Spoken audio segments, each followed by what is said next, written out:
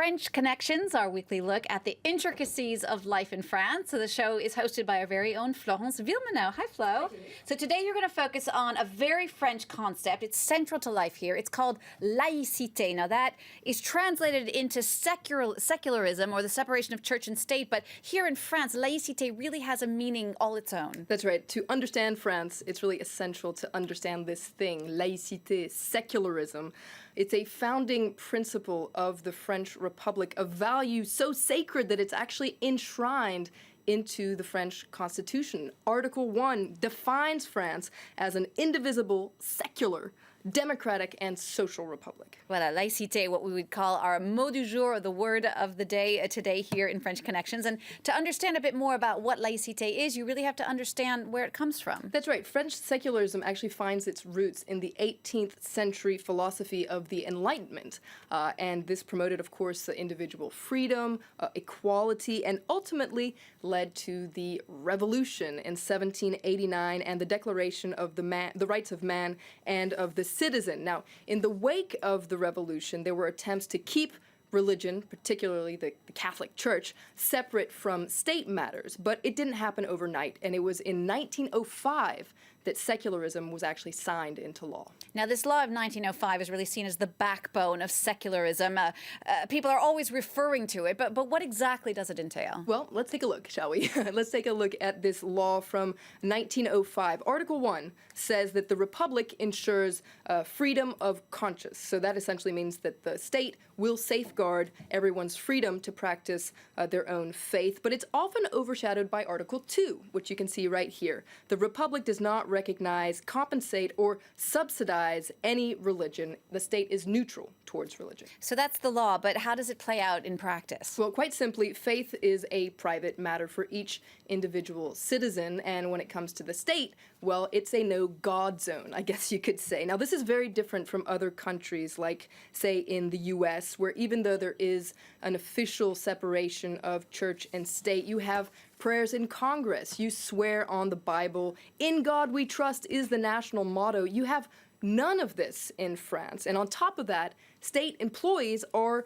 expected to stay neutral with respect to religion. So civil servants are prohibited from displaying any religious symbols while on the job. Now, this ban on religious symbols is also true for schools here in France, which are by law secular. That's right. Public schools have actually been secular since the Jules Ferry laws of the 1800s. The idea was to establish a safe zone where children are equal and free to learn regardless of their religious or social backgrounds. Now, for decades, religious symbols were tolerated, but in the 80s and in the 90s, there was a bitter public debate over the Muslim headscarf and essentially whether it challenged the principles of laïcité, secularism. In 2004, the parliament weighed in on this very bitter debate and passed a very controversial law banning all conspicuous religious symbols in schools. You can see them here. Large Christian crosses, the Muslim headscarf, Sikh turbans, Jewish skull caps, the kippah, all were banned in the name of laïcité, secularism. Now, these strict laws have also sparked a lot of criticism that secularism is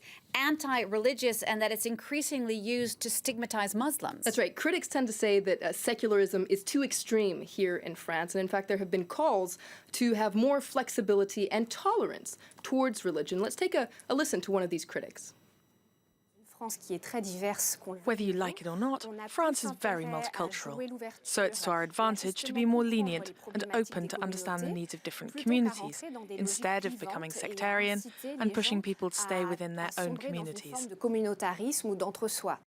Now, another criticism that comes up a lot about laïcité or secularism is that there's kind of a hypocrisy or a double standard here in France, which tends to favor France's Catholic cultural heritage. For instance, a lot of our bank holidays here actually come from our Christian tradition. Now, despite those criticisms, there was a recent opinion poll that actually said most French people are in favor of a strict application of the law. That's right. Now, those in favor of secularism argue that it actually allows us to live in harmony and protects our freedom. Let's listen to a writer who's a defender of secularism.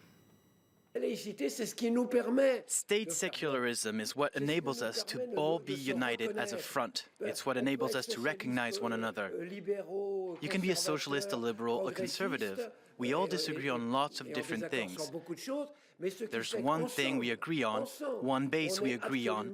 It's state secularism, and that helps us defend ourselves against religious extremism.